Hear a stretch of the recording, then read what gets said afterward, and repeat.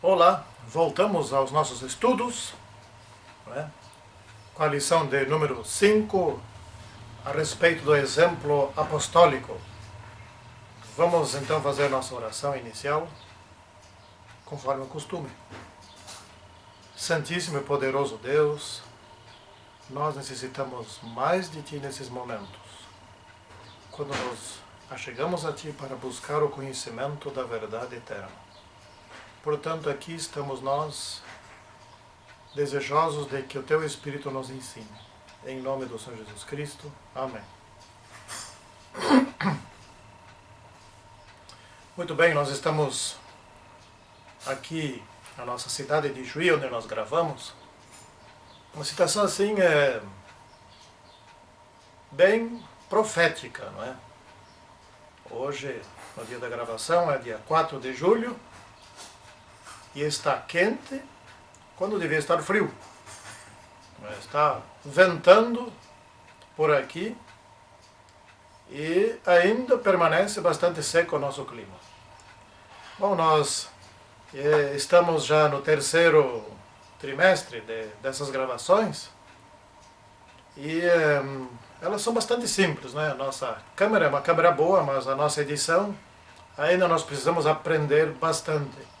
A gravação é feita da seguinte maneira: eu tenho um tripé, a câmera é posta ali e sem, obviamente, a ajuda de alguém, sento aqui, falo, depois levanto, tiro a câmera, depois vou lá editar um pouquinho para tirar algumas coisas que são mais grosseiras, você coloca um título e se posta na internet. Bem simples.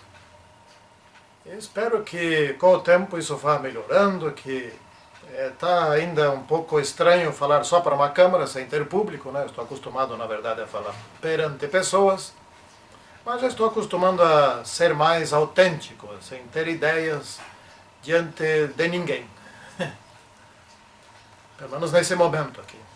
A única pessoa que estou vendo é a mim mesmo, através do monitor, né? Muito bem, nessa semana nós estamos aqui estudando a respeito a quem agradar, afinal de contas, né? O exemplo apostólico, o exemplo de Paulo, de Silas, de Timóteo, daqueles apóstolos, dos outros apóstolos, que aliás é supremamente importante nós estudarmos para que nós mesmos possamos ter referenciais de como ser exemplos às outras pessoas. Paulo, por exemplo, ele dava muito mais importância ao crescimento espiritual do que ao crescimento numérico. E por que isso? Esta é uma estratégia fundamental para a igreja em qualquer tempo, mas muito mais importante ainda para a igreja nos últimos dias. Por quê? Porque a igreja não cresce se a ênfase for numérica, mas a igreja cresce se a ênfase for na qualidade espiritual, tá certo? Então o crescimento espiritual precede e é causa do crescimento numérico. Se não houver crescimento espiritual, anotei aqui, então não haverá crescimento numérico, ou seja, aquelas igrejas que há tempos estão mais ou menos na mesma quantidade, é porque está faltando crescimento espiritual. E é desse aspecto que Paulo estava cuidando aqui nos Tessalonicenses, não é? Aqueles irmãos de Tessalônica. Então esse é um ponto fundamental que nós devemos prestar muita atenção entre nós. Primeiro tem que haver crescimento espiritual. Primeiro nós temos que agradar a Deus, para então sim termos capacidade de amar os seres humanos. Essa é a ideia. Agradar a Deus e não aos homens. Vamos ler aqui o nosso verso para memorizar, que se encontra em 1 Tessalonicenses, no capítulo 2 e no versículo 4. Visto que fomos aprovados por Deus, a ponto de nos confiar a Ele o Evangelho, assim falamos, não para que agrademos a homens, e sim a Deus, que prova nosso coração. a última expressão é a mais importante, tá certo? Por que agradar a Deus? Porque Deus conhece os nossos pensamentos. Deus nos compreende, Ele sabe os nossos motivos, as nossas dificuldades, a carga genética que nós trazemos, a influência do ambiente externo onde nós vivemos e a nossa luta para superar essas coisas. Ele conhece isso. Então, na medida em que nós temos vontade de agradar a Deus, Ele pode nos ajudar a superar essas nossas limitações. E é o que Ele deseja fazer. E esse foi o trabalho de Paulo junto aos Tessalonicenses. Veja bem, essa parte eu creio que nós vamos repetir mais adiante ainda. Os Tessalonicenses tiveram 3 sábados para ouvir Paulo. Talvez durante a semana também o ouvissem, mas de uma forma mais intensa foram 3 sábados. Isso. Só. E eles se converteram e se apaixonaram por essa mensagem e queriam realmente vencer na fé. Mas tinha um pouco fundamento. Então, eis a grande preocupação de Paulo. Por isso, tão grande amor de Paulo com relação a eles, não é? Paulo tinha sido maltratado, né? Aqui nós podemos ver essa parte introdutória aqui de segunda-feira. Paulo tinha sido maltratado em cidades anteriores, né? E ele, então, se dirigiu à cidade de Éfeso, ele e Silas. E eles estavam ainda machucados, eles estavam caminhando em direção a Tessalônica. É um trecho não tão curto assim, machucados, doídos. E quando chegaram a Tessalônica, foram recebidos por aquele grupo de judeus naquela cidade. Muitos deles o receberam bem, outros não. Ele pregou bem por pouco tempo, durante 3 semanas. E teve que fugir de novo. Paulo não desistia. Essa é uma das características básicas para os nossos dias hoje. Principalmente porque nós seremos os últimos pregadores, os últimos que vão anunciar a volta do Senhor Jesus Cristo. Não é? Agradar a Deus ou aos homens. Então vamos estudar um pouquinho a esse respeito. Como que funciona a mente humana? Vamos ver aqui em 1 Tessalonicenses, capítulo 2, versículo 3 até o versículo 6. Vamos ler isso aqui. No versículo 3. Pois a nossa exortação não procede de engano, nem de impureza, nem se baseia em dolo. Como hoje muitos pregadores pregam, principalmente na televisão. Parecem autênticos, mas tiram da Bíblia só o que interessa aos seus interesses pessoais. E muitos creem nisso, né? Pelo contrário, visto que fomos aprovados por Deus a ponto de nos confiar Ele o Evangelho, assim falamos não para que agrademos a homens, e sim a Deus que prova os nossos corações. A verdade é que nunca usamos de linguagem de bajulação, como sabeis, nem com intuitos gananciosos. Deus disto é testemunha. Agora o verso 6. Também jamais andamos buscando a glória de homens, nem de vós, nem de outros. Aqui Paulo resumiu a sua maneira de trabalhar. Em primeiro lugar, ele queria agradar o Deus do céu. Tá certo? Então ele estava ligado a Deus. E estando ligado a Deus, Deus o dirigia. E ele dizia o que devia fazer. Então ele passava a amar os homens e passava a ensinar os homens conforme a direção de Deus. E assim temos que nós trabalhar em nossos dias hoje também, né? Nesses últimos dias nós devemos nos esforçar principalmente para estar de bem com Deus.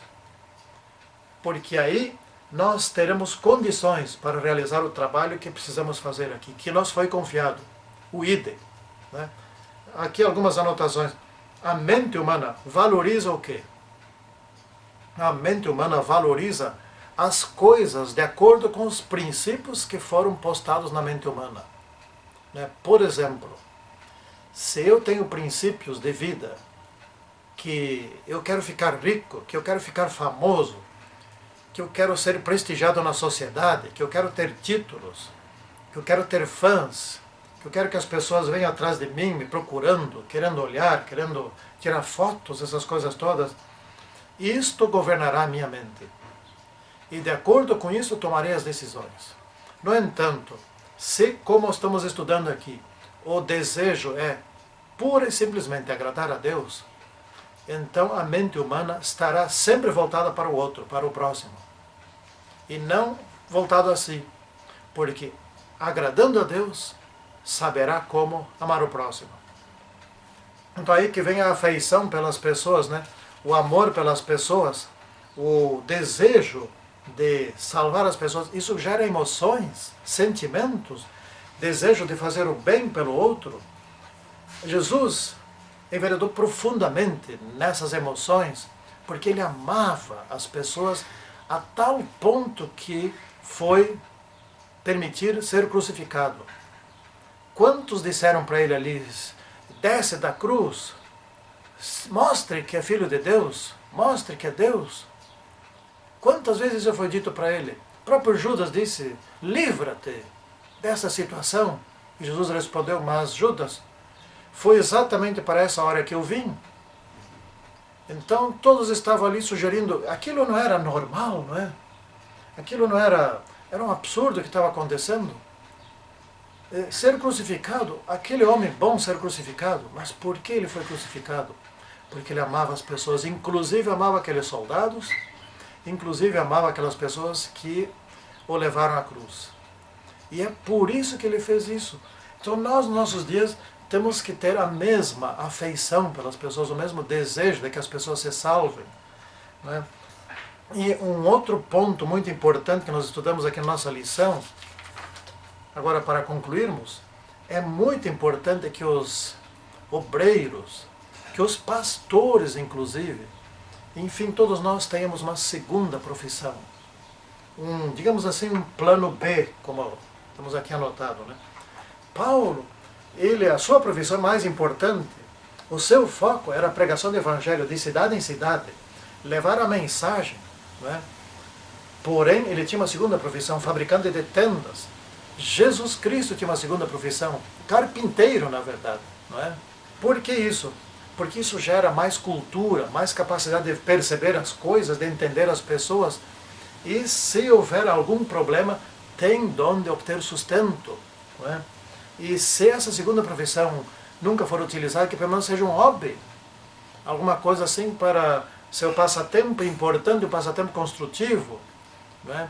Porque isso expande a mente para compreender os outros. Se alguém só tem uma formação, uma única formação, ele tem uma mente formada com base naqueles princípios, naquele conhecimento, etc. Porém, se ele tem uma segunda formação, que é diferente, expande muito a sua capacidade intelectual de compreensão daquela sua atividade mais importante, da sua primeira formação. Não é? Então, isso é desejável a todos nós. Se não for uma profissão, que seja pelo menos um hobby, algo construtivo, algo pelo qual possa expandir sua capacidade de entender os outros, assim como foi Jesus, também como foi Paulo, também como foram muitos outros no passado e ainda são hoje em nossos dias. Qual é o foco, qual é a base, o fundamento da nossa lição essa semana? Agradar a Deus para amar os outros e para poder compreender essas coisas todas, termos mais expansão profissional, né? Termos mais conhecimento de outras áreas do conhecimento, temos alguma experiência nessas outras áreas do conhecimento. E assim será mais fácil para nós compreendermos as pessoas, porque para você ensinar a Bíblia para uma pessoa não é simplesmente chegar a abrir lá a Bíblia e mostrar aquele versículo, aquele outro. Nós temos que compreender as dificuldades das pessoas, o ambiente que elas vivem, as pressões que elas são submetidas. Então sim, teremos alguma da capacidade que Deus tem de compreender os corações, os motivos, os sentimentos pelos quais as pessoas passam e porque muitas delas procuram a verdade bíblica. Que assim seja com todos nós. Santíssimo Senhor Deus, agora guarde-nos, com base nesses conhecimentos, que nós possamos crescer espiritualmente e sermos bons exemplos, amando o nosso Deus e amando o nosso próximo. Em nome do Senhor Jesus Cristo. Amém. Então, até o próximo estudo.